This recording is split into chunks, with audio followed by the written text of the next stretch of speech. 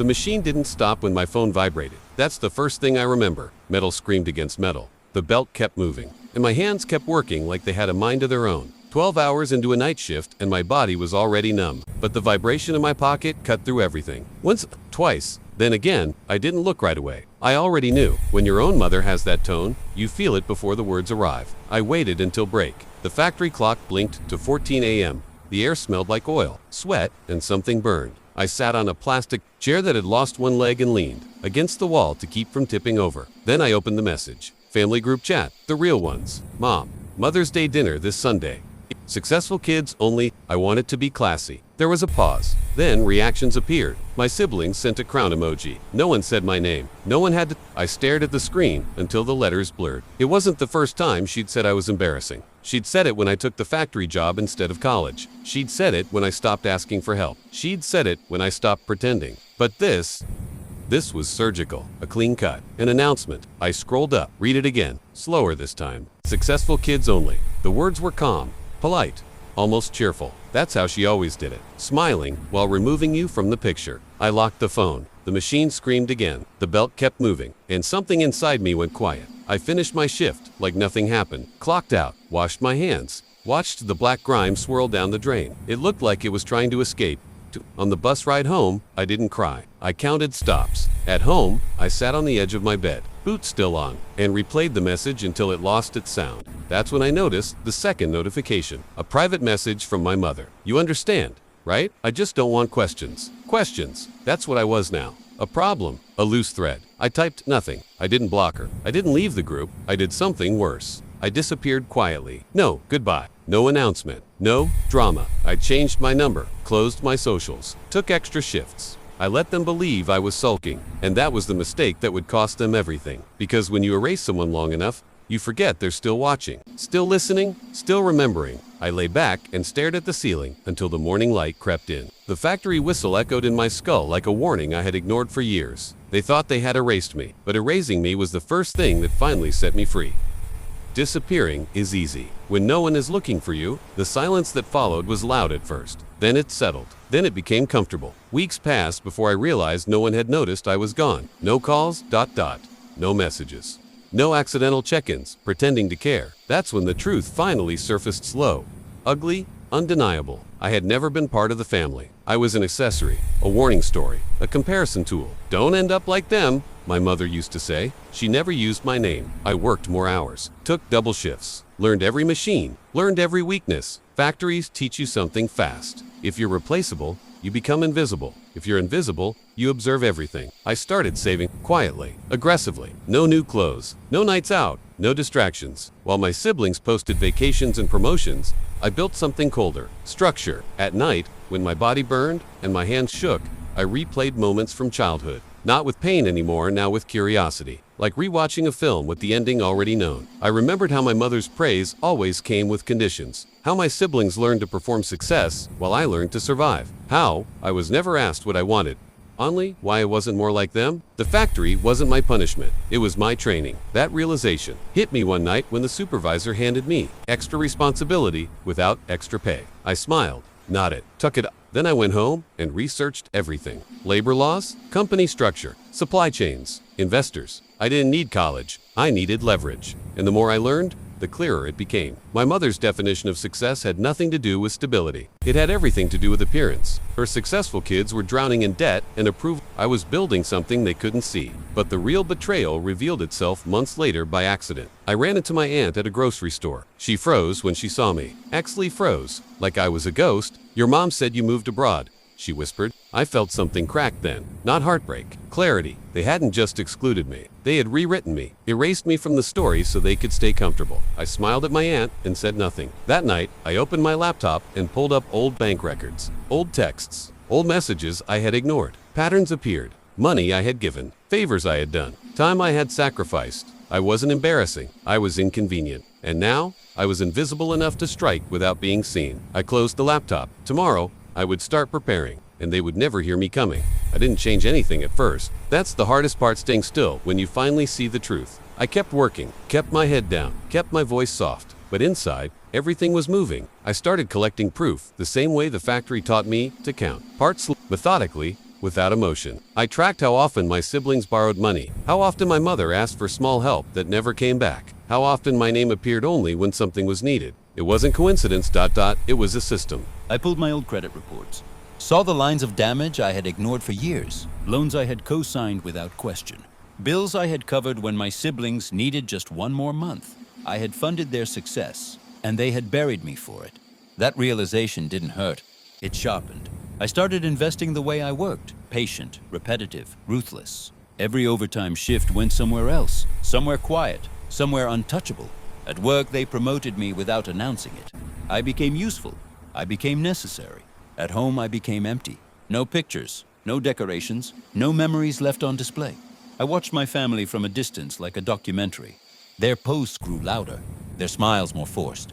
My mother's messages in the group chat grew more desperate, like a host trying to keep a party alive after the guests had started leaving. I never replied. One night, I checked the chat for the first time in months. Mother's Day dinner went amazing, she had written. Wish everyone could have been there. The lie sat there, untouched. No one reacted. That's when I knew it was working. Silence is a mirror, and they were finally starting to see themselves in it. I ran background checks, pulled business records, found the weak points they thought were hidden. Debt, lies, borrowed status. They had built their lives on a stage I had paid for. I smiled for the first time in years, not because I was winning, because I was done losing. And the next move would end it all. The truth arrived on a Tuesday. It always does. Quiet days carry the heaviest endings.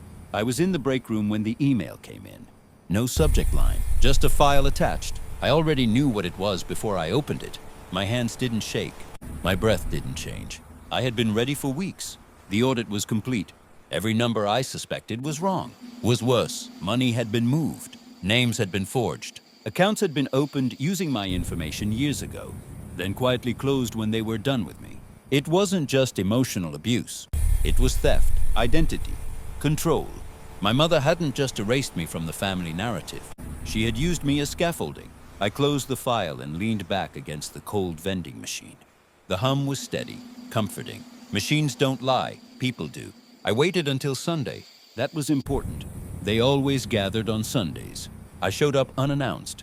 The house smelled the same. Polish, perfume, fake warmth. My siblings froze when they saw me. My mother's smile cracked like old porcelain. You look tired, she said. I nodded. So do you. We sat at the table like strangers pretending to remember each other. No one spoke. They were waiting for me to apologize. I could feel it, the weight of expectation pressing against my ribs. Instead, I placed the folder on the table. It made a soft sound, but it landed like a weapon. What's this? My mother asked, already pale. I didn't answer her. I looked at my sister, at my brother. At the people who laughed at the emojis. You used my name, I said calmly. You used my credit. You used my silence. My mother stood up too fast. This is a misunderstanding. I opened the folder. She collapsed back into her chair. The room broke. My siblings argued. My mother cried. My father, who had always stayed quiet, finally spoke, and it was worse than silence. Why didn't you say anything? He asked. I smiled. Because you never listened. I stood up, took the folder, and walked toward the door. Wait, my mother whispered. What are you going to do? I paused. And for the first time, I let her see me. Nothing, I said. That's when she knew. Nothing was coming to save them. They thought nothing meant mercy. That was the most expensive misunderstanding of their lives. I didn't scream, didn't threaten, didn't demand explanations. I let the system do what it was built to do slowly, legally, without emotion. The next morning, I filed the reports. Fraud, identity misuse, financial coercion. Each form felt like exhaling after years of holding my breath. By the end of the week, their accounts were frozen. Not all at once. That would have been dramatic. One by one. First, my brother's credit cards declined. Then my sister's car payment bounced. Then the house my mother loved so much went into review. My phone lit up for the first time in years. Missed calls. Voicemails. Messages that started angry, turned desperate, then melted into panic. I didn't answer. Silence had taught me everything I needed to know. Now it was their turn to learn. I watched from a distance as their world shrank, as confidence turned to fear, as their smiles disappeared from social media. My mother showed up at the factory. That was the only time I almost laughed. She stood there, surrounded by noise and steel and workers who didn't care who she was.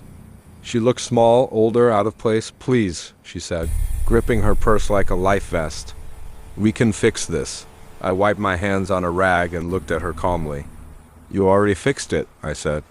"You just didn't know for who." Security escorted her out. I went back to work. That was the moment she broke, because she finally understood. I wasn't trying to hurt them. I was done protecting them. And that's when consequences feel like cruelty. The noise stopped eventually.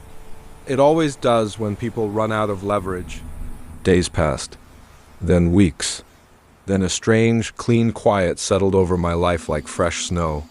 No messages. No surprises. No emergencies that weren't mine to solve. I kept working. But not because I had to, because I wanted to. The factory promoted me again, official this time. My name on the door. My authority undeniable. Funny how fast respect comes when you stop begging for it. I moved. Not far. Just enough. A small house near the river. White walls. Empty rooms. No history inside them. I furnished it slowly, deliberately. Every chair chosen because I liked it.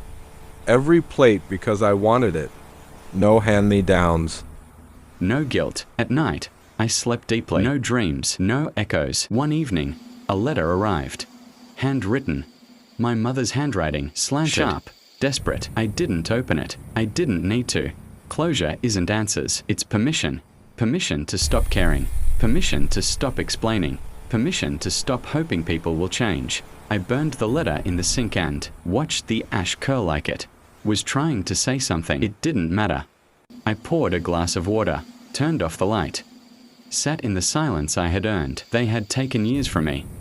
I took my life back, and for the first time, the quiet didn't feel lonely. It felt powerful. I closed the door, and I never checked behind me again.